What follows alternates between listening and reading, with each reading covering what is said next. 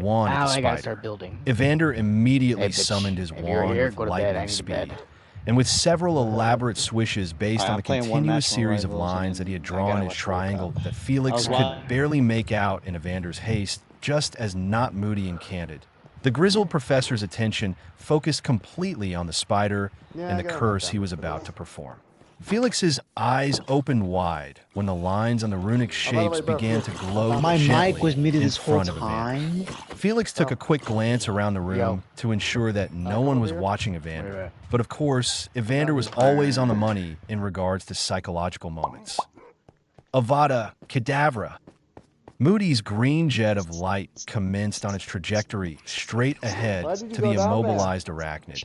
But a few centimeters before it hit the would-be doomed spider, I say the come green here and light then was be- and then deflected at a what the sharp fuck? angle Where you at? and smashed into the bookcases behind Moody's desk. There was a loud explosion of glass, wood, parchment shreds, and metallic bits that resulted from the deflected curse.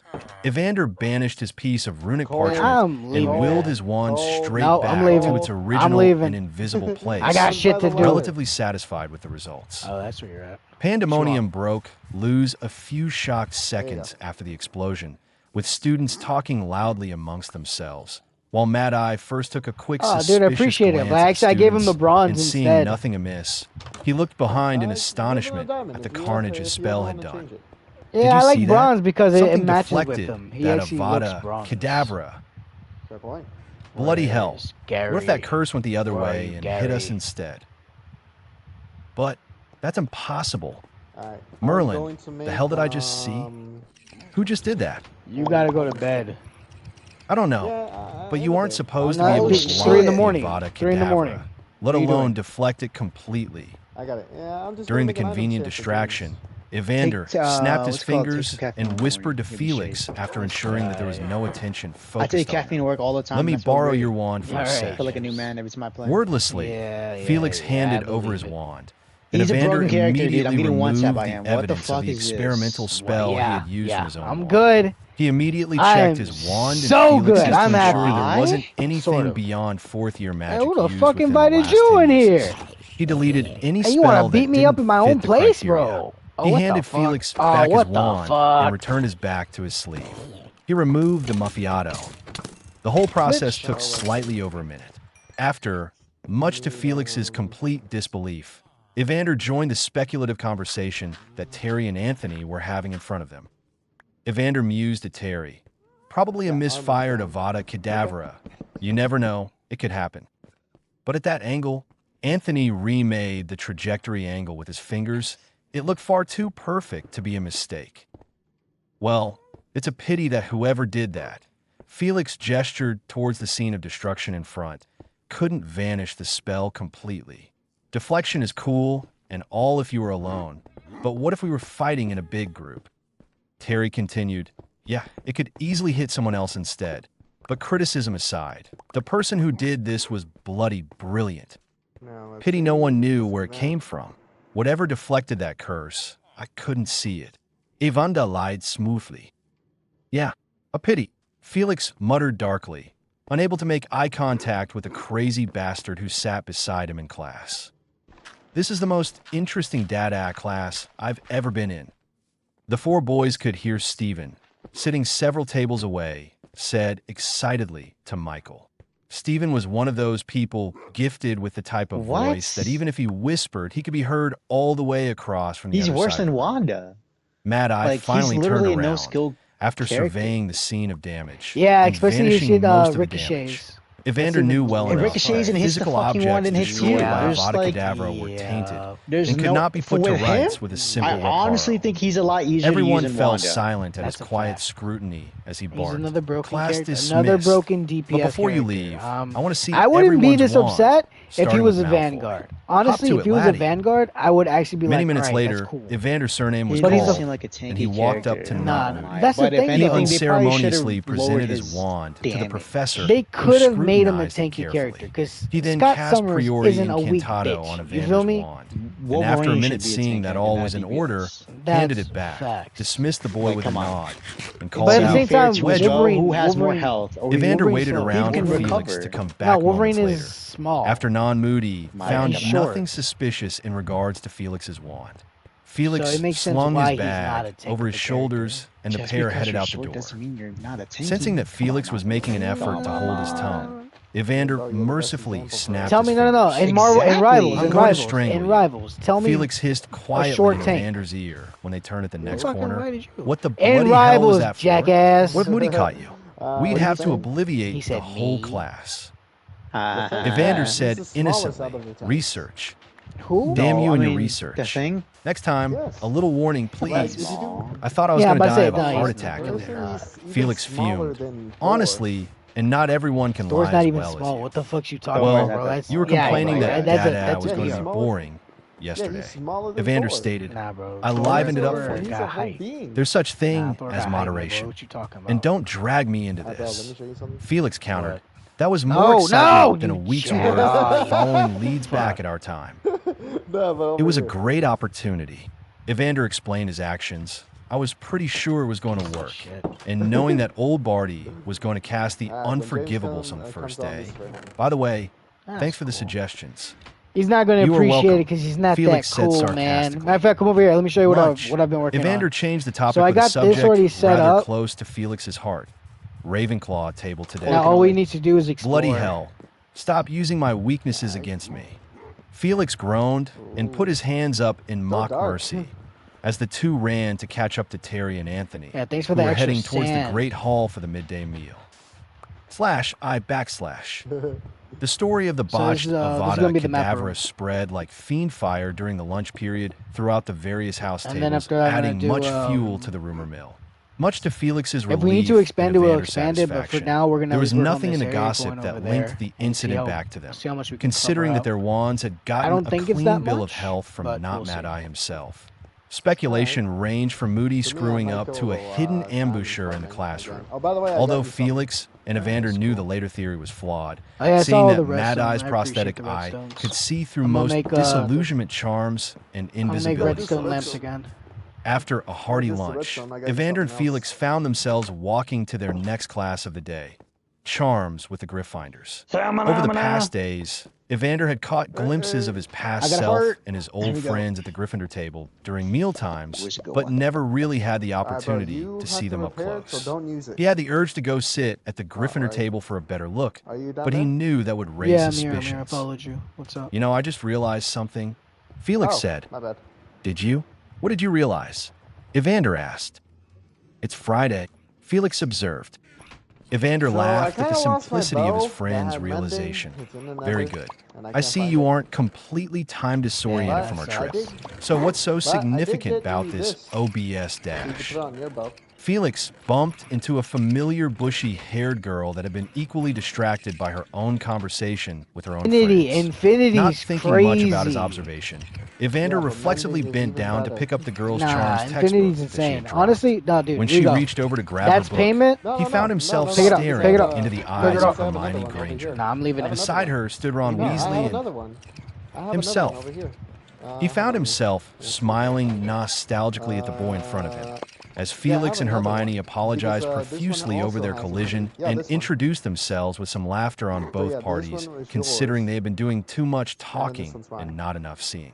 He was so scrawny back then, with the usual Potter messy hair and the glasses. The Harry at age 33 had gotten his vision fixed, found a strong, decent hair-taming charm Fair to enough, give his then. hair I'm some about to say, semblance 'cause of order. For Although it was the still a payment mess for on getting the most days redstone due and to his shit, 'cause I habit know that of was leaving that his was a lot of pillow work, to man. determine his Appreciate it. hairstyle of the day.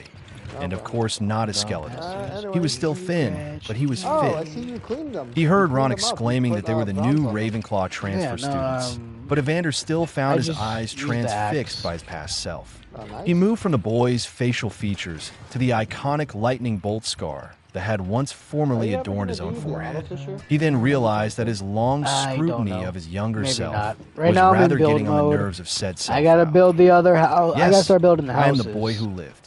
That's Past right. Harry sighed Yeah. wearily with Whatever the air of time that someone you who just is want used to to being get gawked XP at. and If that's what you were wondering, Evander was forced to grin, finding it amusing that he had just I unintentionally got you. committed For a now, crime I'm finishing that his up younger the self war room absolutely or the map abhorred. room, Undue and then after that, staring I'm gonna from work people's over unknown. on the I know. mansion. You are Harry Potter. It's gonna be my over past. here at the end of the village. You lot have charms with So us, you're don't you? working on, Hermione asked, before fishing out her meticulously Yeah. folded and color-coded timetable think from I her have a bag table to find the that answer you to her own could question. need. She had No, dude, passed her the charms floor is the textbook map over to room. Ron for The the floor is the duration of the map. search.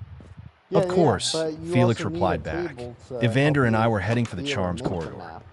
You like Fair, Professor fair, Flitwick? fair. He's a great Well, they can professor. always- Hermione Yeah. continued, just as Ron asked curiously, Yeah, me. Blimey, you guys were there when but no, Moody you screwed needed up the this one. Avada Oh, you Kedavra, changed everything weren't to you? glowstone. I just Nice. overheard Stephen telling Dean Yes, that it was sir. the greatest dada class of No, his you need life this table when we right here. walked Look. past them a few moments This one. ago.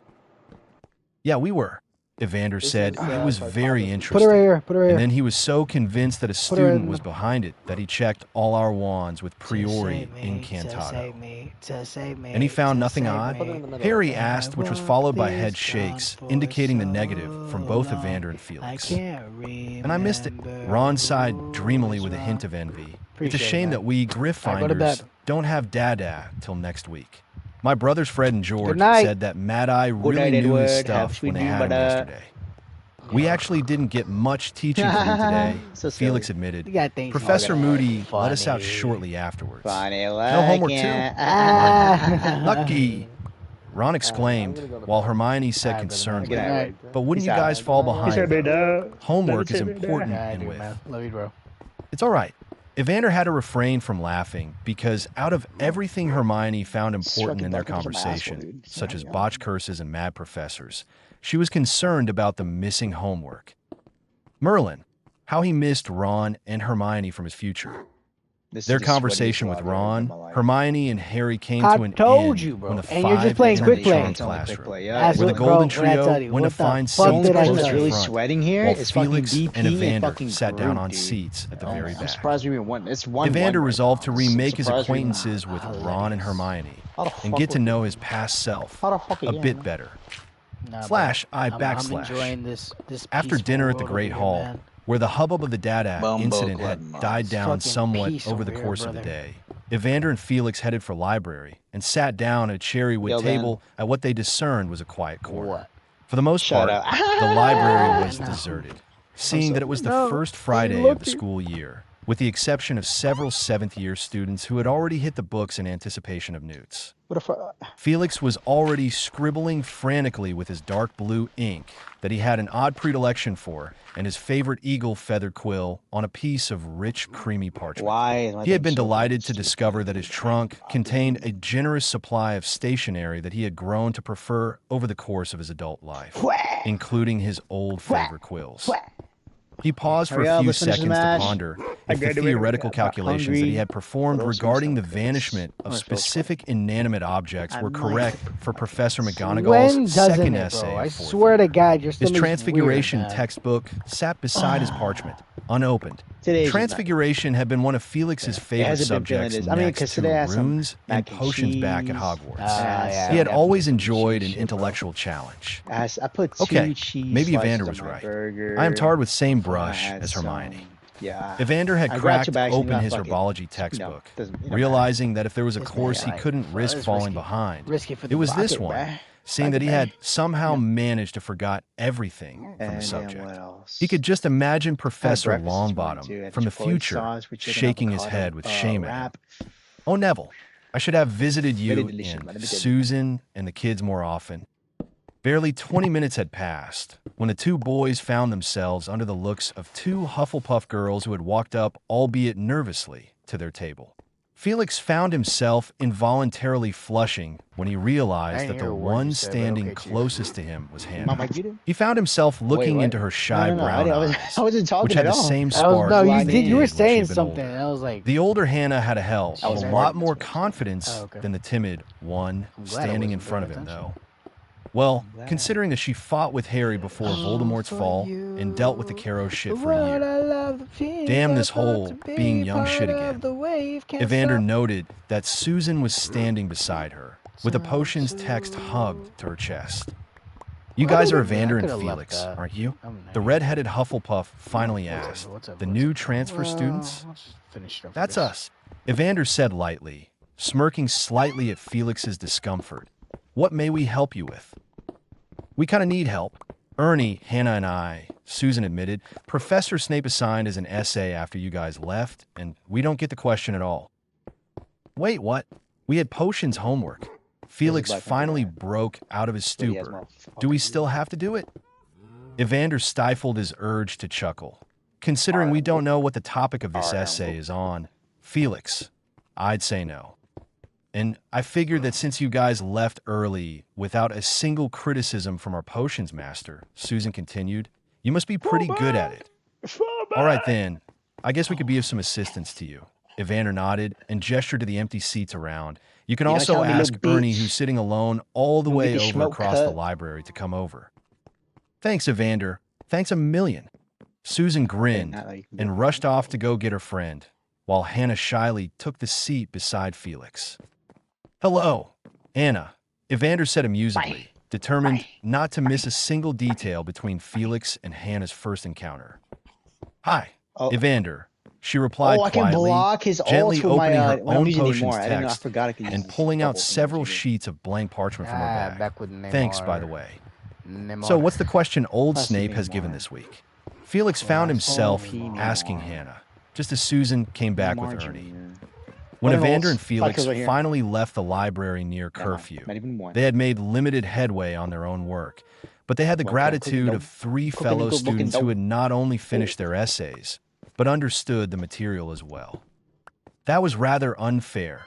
Evander mused on the way up to the dormitories under Maffiata. Oh yeah, I brought that up because that is the one album I've been re-listening to. Looking suspiciously at the former ex-head horror. An amazing. Okay, so let's say hypothetically that you had a potions problem, and you can only ask a potions master or an ex-head horror for help. Who would you ask for help?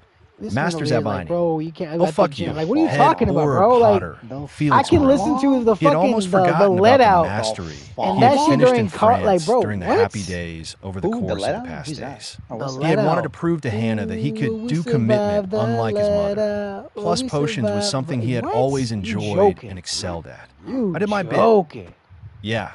If you called staring at poor Hannah every few minutes when you thought no one was looking and looking into space with your mind Merlin knows where, while I lectured about the finer points and applications of Zaitsev's third law regarding neutralizing and juniper berries for a better part of 30 minutes, and you weren't doing badly. Actually, I think you teach a hell of a lot better than I do. All right, I apologize for my lack of attention to our duty. It wasn't staring, it was looking. Felix cut in, determined to stop the teasing. But I did read over their essays afterwards and offered suggestions and went over points that they were a little hazy in afterwards. So what are we doing this week? Felix abruptly changed the topic. A little bit of this and that. Evander agreeably changed the topic. Maybe figure out some method to use the Triwizard Tournament to our advantage. Sounds good, Felix acknowledged. We actually won. Maybe we can finally fully unpack our trunks without interruptions. We kind of stopped after the brooms incident. Evander laughed. Hard. /I/. Let's go. Saturday proved to be a lovely day. The sun was shining, the birds were chirping, and what little wind was present blew gently across the Hogwarts grounds. You hungry, baby? Upon seeing such optimal conditions, Felix and Evander promptly grabbed their brooms from their trunks and headed straight outside after a rather traditionalist breakfast of bacon, eggs, and fruit. Barely when Felix had stepped out of the castle, Evander had already mounted his firebolt and gave a great kick off the ground, soaring many meters in the air almost instantaneously. He flew on leisurely towards the Quidditch pitch, enjoying the familiar feel of the wind. There was nothing like flying. Evander would often take his broom out for a spin after a long, stressful day at the office or out on the field, although he was terribly aware that he had slowly turned to drinking his problems away within the past year or so. He found himself thinking of home, 12 Grimmauld Place. He had completely renovated the place after he had started training as a trainee Auror.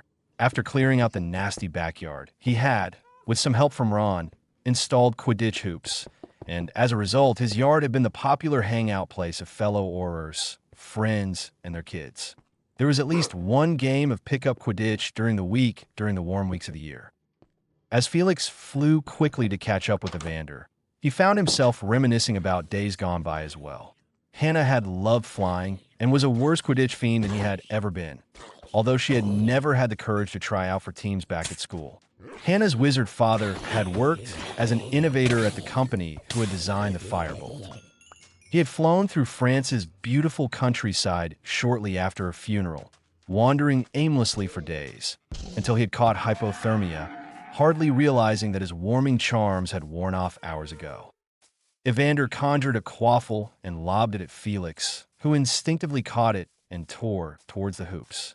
The pair played wildly for several minutes before they were spotted by two members of the Golden Trio, Ron and Harry, who had clearly had similar plans to the time travelers. They were both flying on their brooms, trading the easy banter of friendship.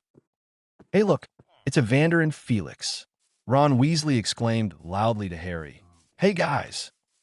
Evander, who was on the verge of dropping the quaffle into one of the hoops, and Felix, who was anticipating catching said ball underneath the hoop, came to an abrupt halt.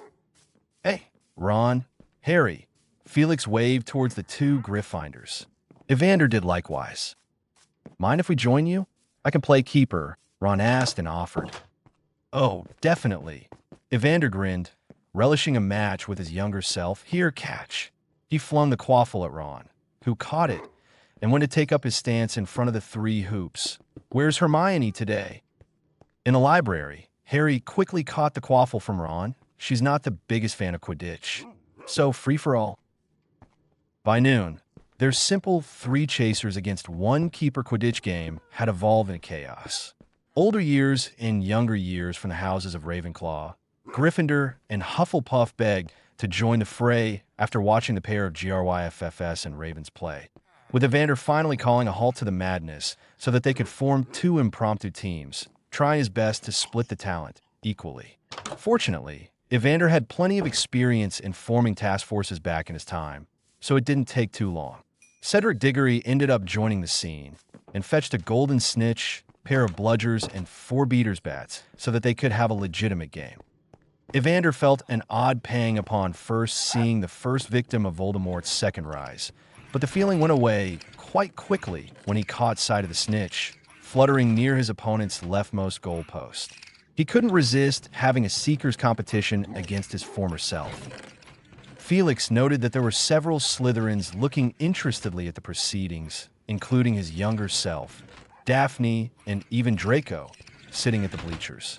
He knew that his old house was traditionally out of sorts with the rest of the houses, and they wouldn't want to be caught intermingling with the other houses. Such a pity. He intercepted a quaffle from Terry Boot and narrowly ducked as a bludger sent courtesy of Fred. Weasley zoomed through the space where his head had been. He got around the keeper with a clever feint and gently tossed the quaffle into the middle post. Evander saw Harry see the snitch, now fluttering close to the ground, below the chaos that was happening on Harry's team side of the hoops. His younger self made a dive for it, and Evander pushed forward, hurtling towards his younger self, forcing Harry to veer away from his pursuit of the snitch, knowing well enough that Harry would have reached the snitch before he did had he not done what he did. That was bloody close.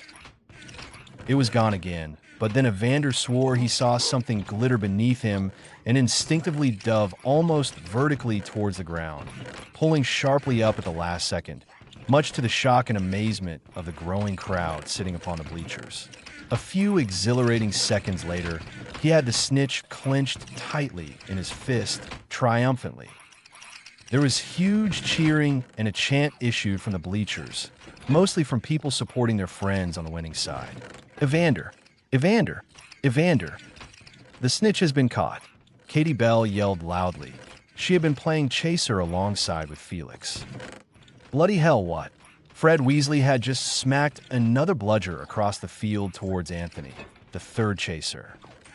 "And I thought we were going to lose." George Weasley yelled happily to his fellow twin. They'd been playing on separate teams.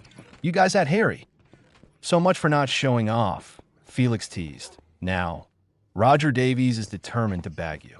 He pointed to the Ravenclaw captain, who had an odd facial expression that rather resembled someone whose wildest dreams had come true in the stands. "I was so determined to catch the snitch that I forgot. Merlin, I didn't even see Roger." Evander shook his head as the other members on their team started celebrating, as if it was an actual Quidditch match. "I didn't even go after you." Harry flew up to Evander. Evander could tell that his younger self was slightly disappointed with the loss. "I thought you were pulling the Wronskis' feint. Brilliant flying anyways. Good game." "You too, Harry, you too." Evander smiled at his younger, good-sported self. "This is bloody brilliant," Angelina was heard speaking to Jason, one of the other beaters, Let's do this every Saturday in lieu of no Quidditch season this year. Seconded, Ron shouted from the hoops. Third it, the fourth beater, a Hufflepuff yelled out his input. Let's go and have lunch. Felix felt his stomach grumble. It's bloody 2 already. With that, the group broke up and headed for the Great Hall for a very late lunch. /I/. You know, I think we're very good at doing this house unity thing. Felix mused to Evander as they headed off to the room of requirement after dinner in the Great Hall. Felix had spent his afternoon playing wizard chess with Ron, and they had ended up tying, each having 1-1 game each, while Evander, Harry, and Hermione spent it doing homework, along with several of their fellow Ravenclaws and Hufflepuffs in the library. Much to Hermione's delight, Evander was able to explain a difficult concept from runes that she had not been getting. It wasn't even intentional. Felix continued. Yeah, I think so too, Evander mused. Everyone who played today ended up sitting at the Gryffindor table for the late lunch, and even some of the spectators. He then paused. Speaking of spectators, I saw Hannah watching us. No, you didn't. Felix quickly cut in with denial. I almost forgot that she was so shy back in the day. She was a brilliant chaser when I knew her. Yes, I did. Evander smirked. Top bleacher on our side of the pitch. You were too busy chasing quaffles, so I don't blame you. Felix nodded, as Evander focused hard on the space of wall behind the troll dancing tapestry. He opened the door that reappeared to find an Auror training room that they had been used to in the old days. There were 2 sets of dummies, a large space for dueling, and bookshelves crammed with textbooks of all sorts. Evander ran up to one of the dummies and proceeded to kick and punch it after shutting the door behind him. Shrugging, Felix began to do the same, feeling the soothing rhythm of the familiar exercises from his trainee days. This year had been the first year he had become a fully fledged Auror. He had finished 3 years of training in 2. After her death, he had found himself completely and utterly lost, and he knew he had needed to throw himself into something. The old partying days had lost the allure they once had, and somehow he had decided to return to good old England. I dare you to do something, Evander finally said after 5 minutes of abusing his dummy. What? Felix looked suspiciously at his former superior. Aren't we too old for these games? I dare you to convince Hannah to play chaser in 2 weeks' time for us. Evander continued, ignoring Felix's jibe. And if I do? Felix looked at Evander oddly. Name your price, Evander said, with an air of generosity. Felix sighed and leaned against the sturdy dummy behind him, deep in thought. After several minutes, he decided grimly, when we go after all the D, let me be the one to terminate Rookwood. He was almost 99% sure that Rookwood was the one who had destroyed his life, based on the evidence, such as the handwriting on the murderer's note, Rookwood's threat several years ago to take revenge on the purebloods that had refused to join Voldemort, not to mention that Rookwood had been jilted by his mother decades before. Maybe he was still nursing a grudge against that. Very well, Evander nodded with gravity before resuming his furious regimen. Rookwood's life is yours. Chapter 4. The Proposition. On Sunday, Felix found himself rushing through Professor Babbling's runes problem set that was due the next day. He was sitting in the room of requirement, which was currently in a library-like configuration with its shelves of textbooks, comfortable cushioned chairs, and sturdy tables.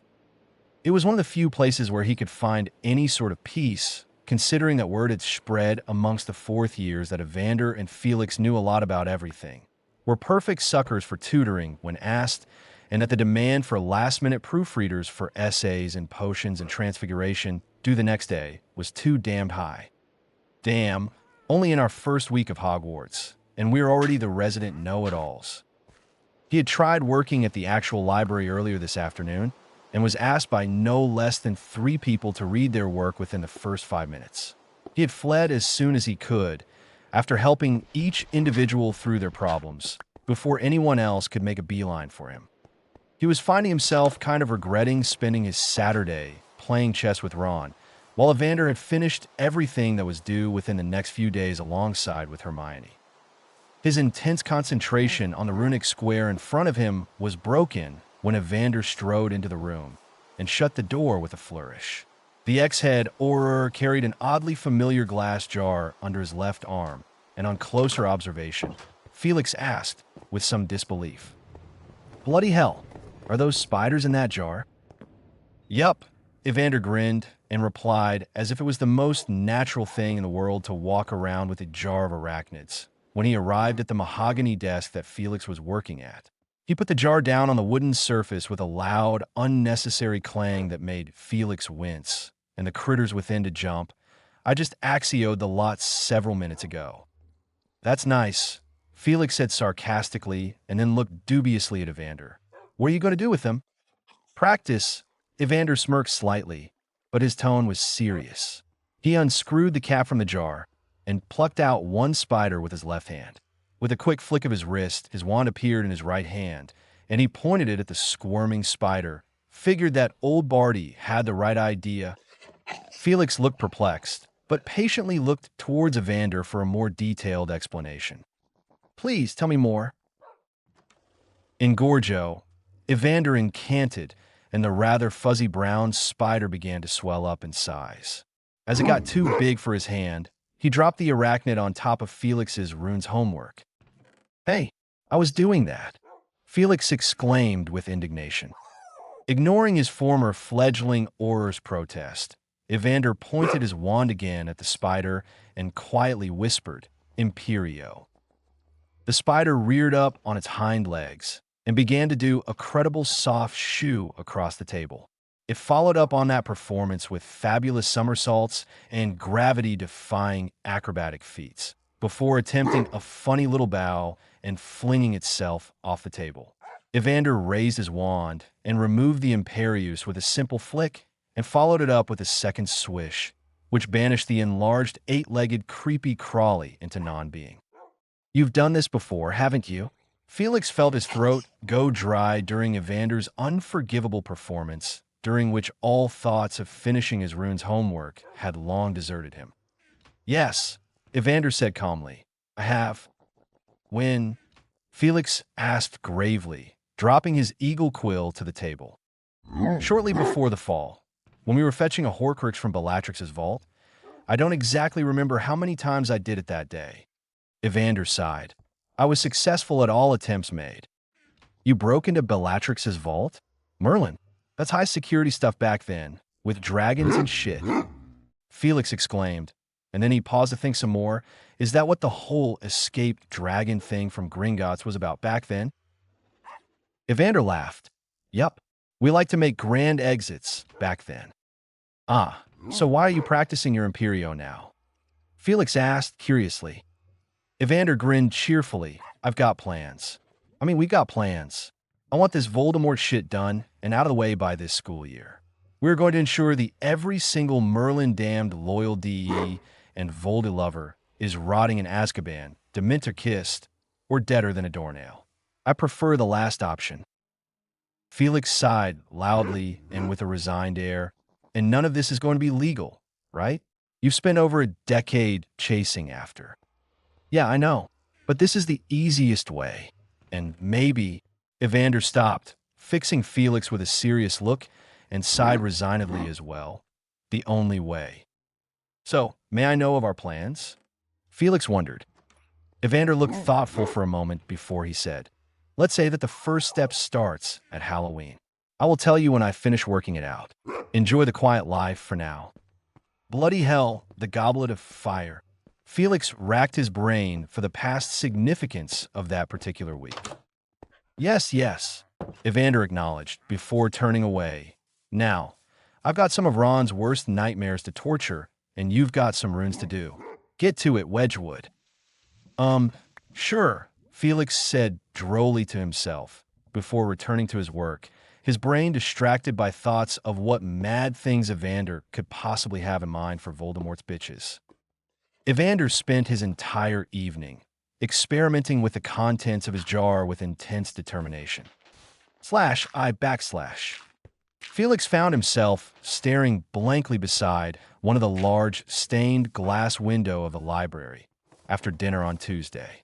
It was a gray day with heavy fog, and one small portion of his mind kept track of the slow path the raindrops fell after smacking into the window, while the rest of his mind was occupied by matters literally years away. He was leaning casually against the windowsill, his elbows propped on his care of Magical Creatures textbook. Felix.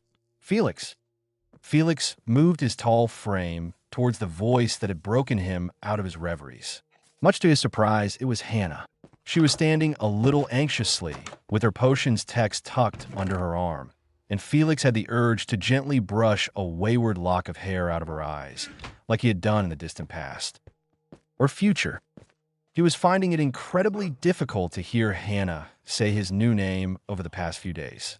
He missed his old one, or rather, he missed having the person he loved best in the world saying his true name. You can never have what you want. It just further resonated for him that things are different in this new reality. Fate is fucking cruel. And in this reality, Felix had realized all too well that his past future was non-existent. Such was the paradox of time travel, and only those caught in its grasp would only truly understand the implications. And nothing hurt more than to know that the one you spent 5 of your happiest years with would never have a single inkling of the events that had transpired. He honestly didn't know what was worse, his situation back in the future past or in the present. Oh, how he wanted to smash the window in front of him, in fury, or was it frustration? He had never felt so utterly alone in the entirety of his life. Sure, there was Evander, but it wasn't the same. Hell, he didn't even know himself. Not anymore. He sighed and moved his fingers to rub his eyes that were slightly damp. Felix, are you all right? Hannah asked concernedly. He straightened himself up. I guess. So what's up? Could you read over my potions essay? Damn, you've done already? Sure. Felix tried a little harder to make his tone a little more jovial. He picked up his textbook and his bag that had been lying on the wooden floor of the library beside him. The two headed for a table in a discreet alcove, and out of habit, Felix pulled out Hannah's chair for her. He sat himself down on the chair next to hers and steeled his mind on the task at hand. Read the essay, Felix. Don't think. He spent the next 5 minutes reading Hannah's work before pulling out his old eagle-feathered quill and his blue ink to jot a few points and corrections down at the bottom of the parchment. You are rather old-fashioned. Hannah found herself commenting upon her observation. Everyone I know uses the spill-less and inkless quills these days. I like quills for writing, but I prefer a nice sharpened pencil for drawing. Felix smiled tentatively, remembering that the grown-up Hannah loved to paint and sketch, and had a whole assortment of supplies, both muggle and magical, in her arsenal. Yeah, I like the old stuff. I know it's rather quaint. Hannah's small smile grew a little larger. I think it's nice. And you have nice handwriting for a bloke. Thanks. Felix pushed the parchment towards her. I think it's pretty good, but you're kind of missing a point or two about. Felix continued on about potions, while Hannah found herself absorbed by the future potions master's words. It was hard not to, for Felix genuinely loved his craft and enjoyed sharing what he knew. It also helped that he had maintained the darker tone of voice of his adulthood, which always had a unique, alluring quality to it since he had matured, especially so when he was talking passionately about a topic. You are better at this than Evander, Hannah said, after they were done, and Snape. I actually understand this stuff now. That's high praise indeed, Hannah. Felix quirked a smile, and then he impulsively asked, Do you want to be my potions partner on Thursday? Evander wants to get to know other people better. Wow. Does that excuse sound lame, even though it was true? Seriously? Hannah looked bewildered. You want me? She pointed at herself. To partner up with you in potions? I'm such a dunderhead in that subject. Yeah, I'm serious. Felix found Hannah's awkwardness surprisingly endearing. He mentally proceeded to slap himself for thinking such thoughts. And you aren't a dunderhead. It's just that potions is a difficult topic and all. Felix continued. Hannah then finally nodded. Sure, Felix. I will tell Susan to find another partner. She's been working up the guts to ask Anthony to sit with her. Really? Felix grinned at Hannah's slip of gossip. How convenient. I think Evander asked Harry earlier, anyways. Well, I gotta go and get ready for astronomy tonight. Looks like a bad night for it. Anyhow, Hannah looked gloomily out the nearest window. Thanks for everything, Felix. No problem, Felix said dazedly as he packed up his own stuff. Slinging the bag over his shoulder, he left for the main study area in the library. When he reached the main study space, filled with rectangular cherrywood tables and plushy seats, he caught sight of Evander drawing more runes on another piece of scrap parchment. The familiar triangle with its 3 runes was back, but this time, Evander had drawn a line to bisect the triangle in half. Triangles were rarely utilized in applicative runiology, whereas pentagrams and hexagrams were the most commonly used. Felix primarily used his skills in the field to derive theoretical formulae for experimental potions. So why triangles? Felix asked Evander as he sat down. Evander, who was still busy filling the space with runes, responded, "Why not triangles? By the way, did you ask her?" Felix shook his head and looked surprised. "How did you know I was with her?" Felix, I just saw her walk by a minute before you showed up in the same direction. It was only a logical deduction." Evander brushed the tip of his raven-feathered quill against his chin before continuing to write, "There isn't that many people here, so close to curfew." Before Felix could reply, there was a thunk as Hermione Granger gently dropped a box down on the table. Evander looked dubiously at the contents, which included the rather familiar badges engraved with the 4-letter acronym, SPEW. He felt a slight migraine begin to grow in his left hemisphere. He definitely did not have the energy to tackle a revolutionary Hermione today.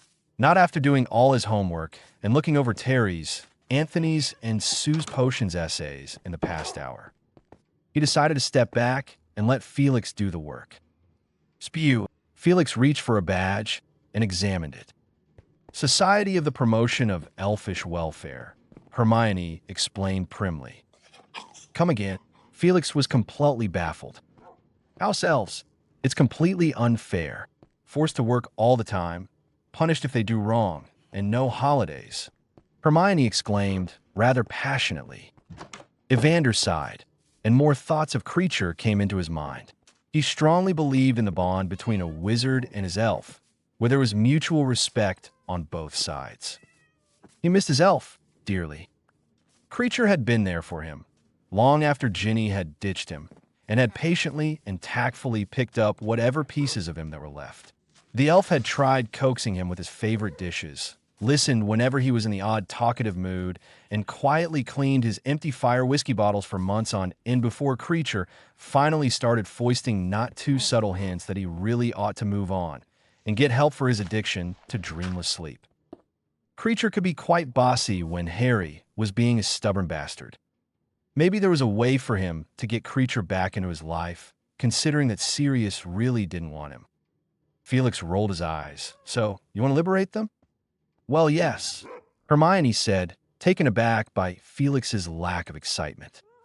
How much research did you do on this, exactly? Felix asked, rather curiously. Well, I read about the nature of the bond, and after I saw how the Malfoys treat Dobby, Hermione mused, and I went through some law books, but there isn't really anything. Hermione, most elves regard their service with their mistresses and masters as the highest honor attainable in life. And the Malfoys are a horrible example of the working conditions of a typical elf. Offering them freedom will offend them. Most wizarding families treat their house elves with respect, and some like family. Felix explained, rather patiently. He had been practically raised by an elderly house elf, considering what kind of parent his mother was. So, you won't help me? Hermione looked a little upset. Felix sighed. No, it's a futile crusade, Hermione. You have to think about it from the perspective of the house elf. A free elf, unlike a free wizard, is looked down upon, on both factions, by their own species and by wizard kind alike. I think what Felix is trying to say Evander finally decided to speak, is that your intentions are good, but the net result of the plan you've laid out here will cause more harm than good. And you are right, there are abusive people out there, Felix admitted. But the thing is, you underestimate the house elf. They are quite tricky little buggers with their own brand of special magic, and will look for loopholes to make their masters miserable to get even. All right, Hermione sighed in resignation and picked up the box of badges, defeated by rational argumentation. I will go back and reevaluate my plans then. You guys both sound like you know about house elves. Yeah, I guess, Felix said. Look at the time, Evander mused as he turned around to look at the library clock. I think I'm going to turn in. Got potions with jolly old Snape tomorrow.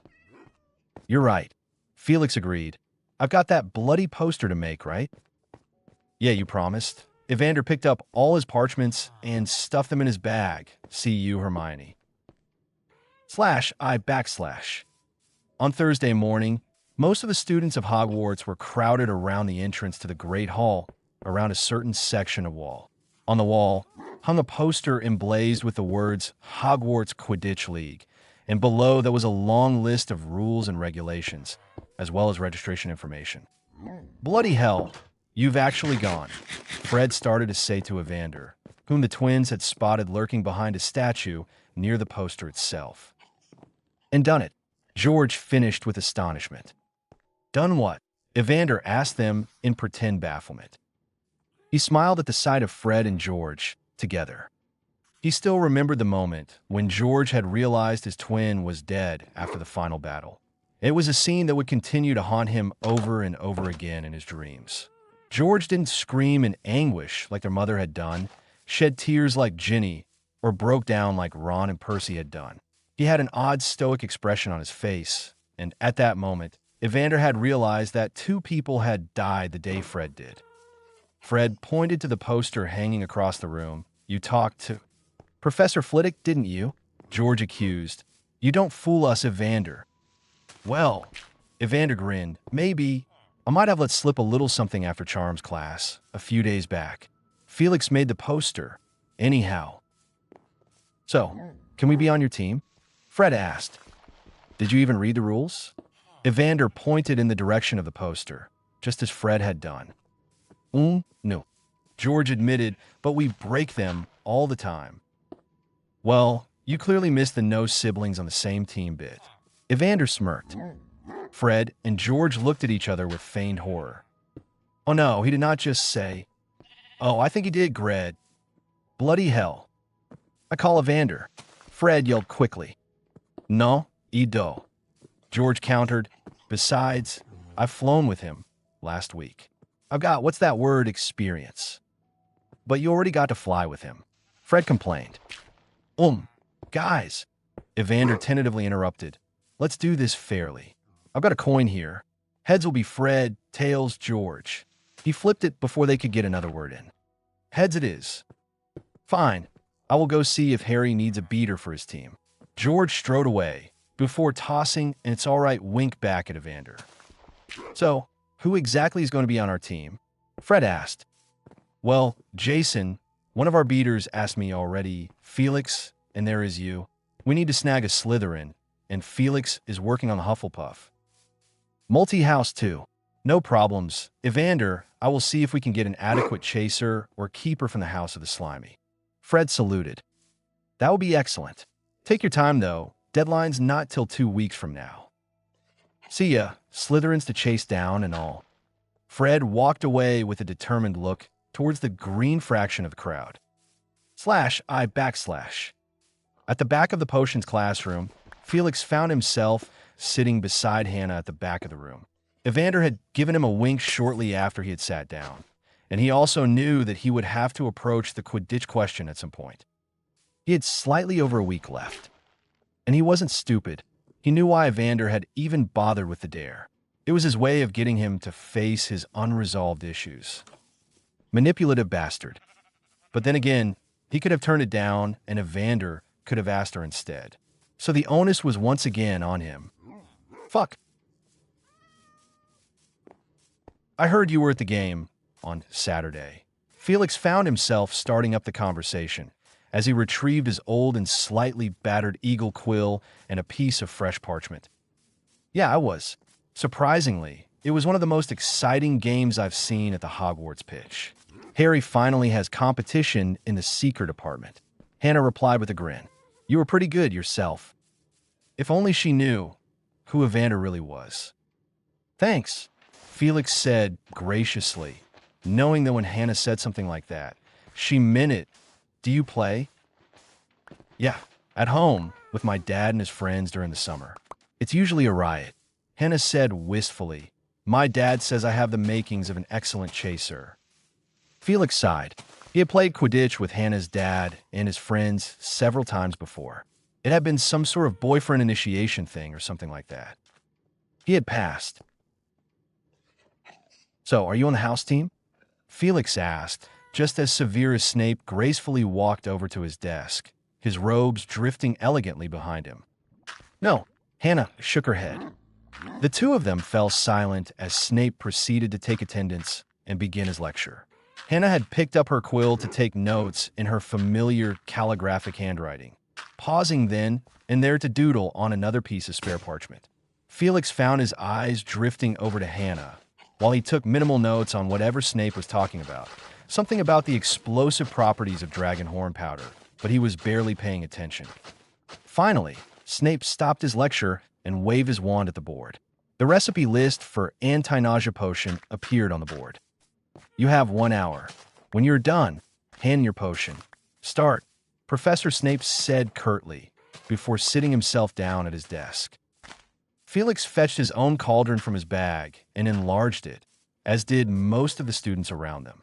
It wasn't long before his potion was bubbling merrily, the sweet smell wafting through the air. Hannah, you should cut the twisted aubergine with a silver knife. Felix looked critically at the blonde beside him who was struggling with the cutting. It's a lot easier that way. Oh, Hannah looked surprised, but she traded her stainless steel knife for a silver one. She took the distorted purple ingredient and proceeded to cube it. The silver blade cut through the material with ease. Professor Snape never told us that.